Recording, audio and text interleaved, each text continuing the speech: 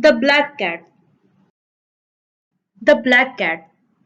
Before the cat came, of course there had to be a broomstick. In the bazaar of one of our hill station is an old junk shop, dirty, dingy, and dark, in which I often potter about looking for old books or Victorian bric-a-brac. Sometimes one comes across useful household items, but I do not usually notice these. I was, however, attached to an old but well-preserved broom standing in a corner of the shop. A long-handled broom was just what I needed. I had no servant to sweep the rooms of my cottage, and I did not enjoy bending over double when using the common short-handled jharu. The old broom was priced at 10 rupees. I haggled with the shopkeeper and got it for 5. It was a strong broom, full of character, and I used it to good effect almost every morning. And there this story might have ended, or would never have begun, if I had not found the large black cat sitting on the garden wall. The black cat had bright yellow eyes, and it gave me a long penetrating look, as though it were summing up my possibilities as an exploitable human. Though it meowed once or twice, I paid it no attention. I did not care much for cats, but when I went indoors, I found that the cat had followed me and begun scratching at the pantry door. It must be hungry, I thought, and gave it some milk. The cat lapped up the milk, purring deeply all the while, and then sprang up on a cupboard and made itself comfortable. Well, for several days there was no getting rid of that cat. It seemed completely at home and merely tolerated my presence in the house. It was more interested in my broom than me, and would dance and skitter around the broom whenever I was sweeping the rooms. And when the broom was resting against the wall, the cat would sidle up to it, rubbing itself against the handle and purring loudly. A cat and a broomstick. The combination was suggestive, full of possibilities. The cottage was old, almost 100 years old, and I wondered about the kind of tenants it might have had during these long years. I had been in the cottage for only a year, and though it stood alone in the midst of a forest of Himalayan oaks, I had never encountered any ghosts or spirits. Miss Bellows came to see me in the midst of July. I heard the tapping of a walking stick on the rocky path outside the cottage, a tapping that stopped near the gate. Mr. Bond called an imperious voice. Are you home? I had been doing some gardening. I looked up to find an elderly straight-backed English woman peering at me over the gate. Good evening, I said, dropping my hoe. I believe you have my cat, said Miss Bellows. Though I had not met the lady before, I knew her by name and reputation. She was the oldest resident of the hill station. I do have a cat, I said, though it's probably more correct to say that the cat has me. If she is your cat, you are welcome to her. Why don't you come in while I look for her?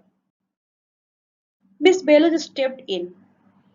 She wore a red old-fashioned black dress, and her ancient but a strong walnut stick had 2 or 3 cuffs in it and a knob instead of a handle. She made herself comfortable in an armchair while I went in search of the cat. But the cat was on one of her mysterious absences, and though I called for her in my most persuasive manner, she did not respond. I knew she was probably quite near, but cats are like that, perverse obstinate creature. When finally I returned to the sitting room, there was the cat, curled up on Miss Bellow's lap. Well, you have got her, I see. Would you like some tea before you go? No, thank you, said Miss Bellows. I don't drink tea. Something stronger? Perhaps a little brandy? She looked up at me rather sharply, disconcerted. I hastened to her. Not that I drink much, you know. I keep a little in the house for emergencies.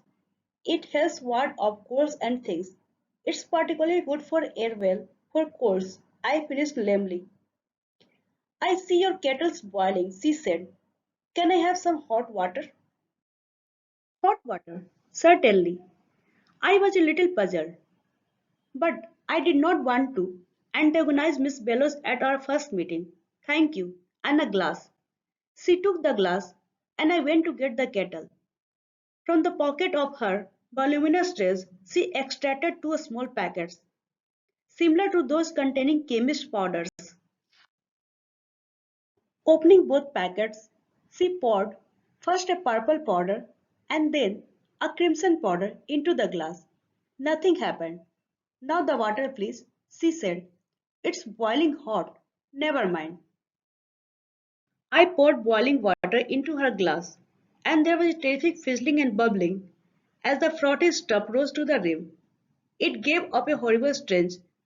The portion was so hot that I thought it could crack the glass. But before this could happen, Miss Bellows put it to her lips and drained the content. I think I will be going now, she said, putting the glass down and smacking her lips. The cat, tail in the air, voiced its agreement. Said Miss Bellows, I am much obliged to you, young man. Don't mention it, I said humbly. Always at your service. She gave me her thin bony hand and held mine in an icy grip. I saw Miss Bellows and the black cat to the gate and returned pensively to my sitting room. Living alone was beginning to tell on my nerves and imagination. I made a half-hearted attempt to laugh at my fancies, but the laugh stuck in my throat.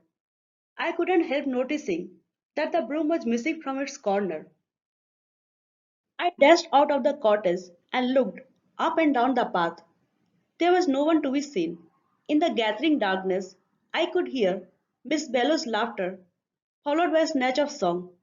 With the darkness round me growing, and the moon behind my head, you will soon have trouble knowing which is which and which cat.